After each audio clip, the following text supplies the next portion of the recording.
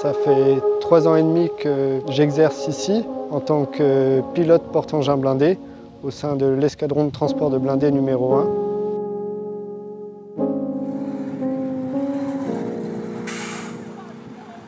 Le rôle du PEB sert à déplacer un véhicule d'un point A à un point B par la route pour économiser son potentiel, c'est-à-dire au niveau du carburant, mais également de la mécanique des véhicules. Les PEB de l'armée de terre sont adaptés au transport lourd, de grande largeur, de grande longueur également.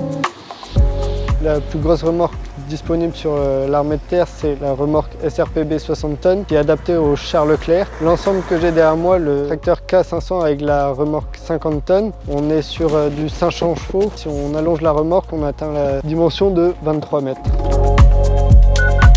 Le camion il dispose de différents équipements, dont une couchette qui nous permet de stocker nos affaires lors des différents types de missions. Là, je sors les gyrophares qui sont obligatoires à mettre sur la remorque parce qu'on dépasse la largeur normale d'un camion. On est obligé de mettre les gyrophares pour passer en convoi exceptionnel. Pour conduire ce type de PEB, il nous faut le permis super lourd, plus la qualification porte-char 50 tonnes ou 60 tonnes selon la remorque.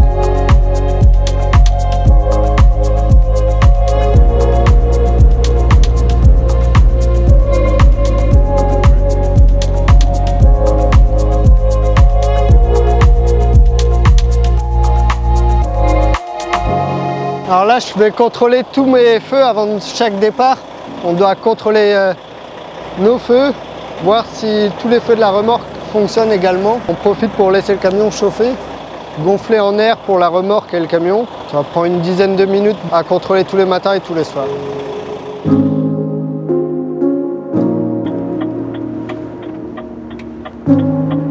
Les difficultés en haut de sa cabine, c'est tout ce qui est l'anticipation des autres automobilistes. Essayer d'anticiper ce qu'ils vont faire quand ils vont nous croiser, du fait de notre largeur, notre poids, peut être impressionnant pour eux. Il faut anticiper aussi au niveau des piétons, qu'on puisse freiner avant d'arriver. Nous avons un rétro qui nous permet de visualiser l'avant de notre camion lors des arrêts sur un stop ou un feu rouge.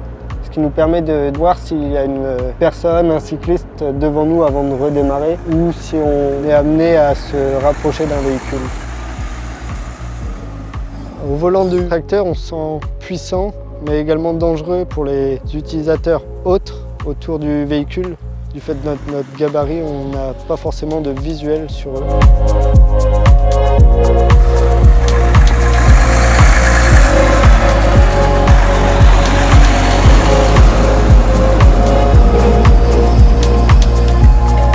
Nos différents types de missions et la durée pour ces ensembles-là sont d'environ 1 mois.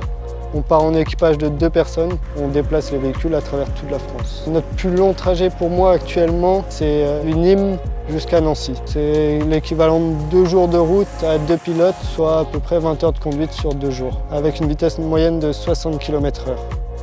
Pour être conducteur PEB, il faut déjà aimer la conduite, tout ce qui est mécanique, pour pouvoir anticiper, faire l'entretien de sa remorque, de son véhicule lors de la mission. La mission que j'aimerais particulièrement faire actuellement, c'est le Liban. C'est un pays qui m'a toujours tenté. Il y a beaucoup de missions à faire dans le pays. Depuis que je fais ce métier-là, j'ai réussi à allier ma passion du sport, du voyage, mais également de la conduite des véhicules de grande ampleur.